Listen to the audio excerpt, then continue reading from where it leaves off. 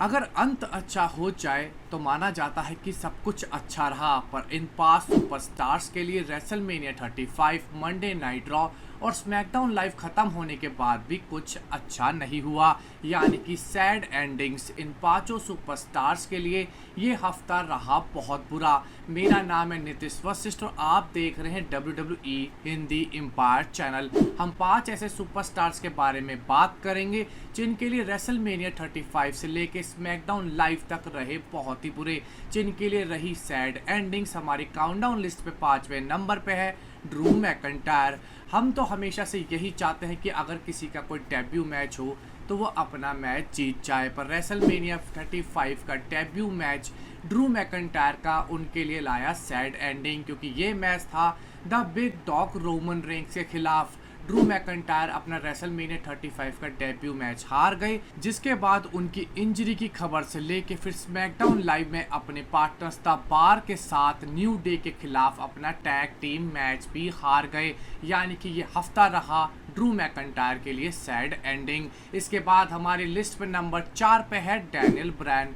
Daniel Bryan WrestleMania 35 पे अपनी WWE championship coffee Kingston से हार गए। इसके बाद उनके लिए एक और बुरी खबर आई कि वो रेसलमेनिया 35 पे कोफी किंगस्टन के मैच में हो गए हैं इंजर्ड, और अब WWE फिर से उनका मेडिकल चेकअप कराएगा, और जब तक वो मेडिकली क्लियर नहीं हो जाते वो WWE में अपेयर नहीं हो सकते।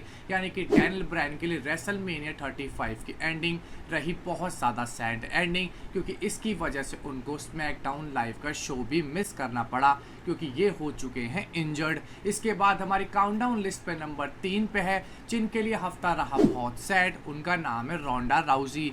रोंडा राउजी का रेसलमेनिया 35 पे पिन हुआ।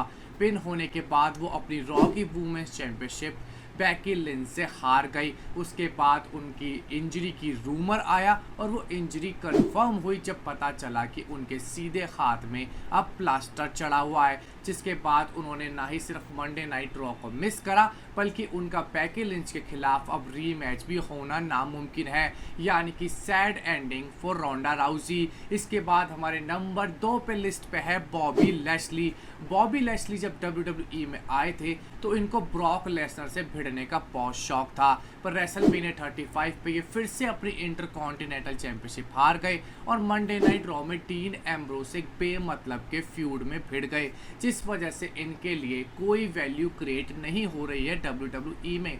इसके बाद हमारे लिस्ट पे नंबर 1 पे है the beast Brock Lesnar. The beast Brock Lesnar ने यूनिवर्सल चैंपियनशिप पे इतने लंबे टाइम तक कब्जा रखा कि यूनिवर्सल चैंपियनशिप और ब्रॉक लेसनर को अलग करना बहुत ही मुश्किल बात हो गई। पर सैथ रोलिंस ने रेसलमेनिया 35 पे ब्रॉक लेसनर को हरा के यूनिवर्सल चैंपियनशिप जीती, पर एक अजीब सी बात सामने आई कि ब्रॉक लेसनर को अब WWE में कोई नहीं देखना चाहता, जिस वजह से ब्रॉक लेसनर को रेसलमेनिया 35 के बाद लगा है झटका, यानी कि एक सैड एंडिंग, क्योंकि उनका कॉन्ट्रैक्ट एक्सपायर होने के बाद भी WWE ने उनको और बड़ा कॉन्ट्रैक्ट नहीं ऑफर करा है उनको WWE में रोकने के लिए। हर साल दर साल यही होता था कि ब्रॉक लेसनर का कॉन्ट्रैक्ट एक्सपायर होता था, उनको और भी ज़्यादा फाइनेंशियली स्ट्रॉन्ग कॉन्ट्रैक्ट दिया जाता था, पर इस बार ब्रॉक लेसनर को रीसाइन करने के लिए ऐसा कुछ भी नहीं करा WWE ने। तो दोस्तों, हम आपसे इस वीडियो में क्वेश्चन पूछना चाहेंगे कि आपके हिसाब से इन पांचों सुपरस्टार में से सबसे बड़ी सैड एंडिंग किस सुपरस्टार के लिए रही? तो दोस्तों, आप फटाफट अपना ओपिनियन हमारे कमेंट सेक्शन में बताइएगा। हमारे इस वीडियो को देखने के लिए आपका बहुत बहुत शुक्रिया। हमारे चैनल को कीजिए सब्सक्राइब और चैनल शेयर। आपका बहुत बहुत धन्यवाद।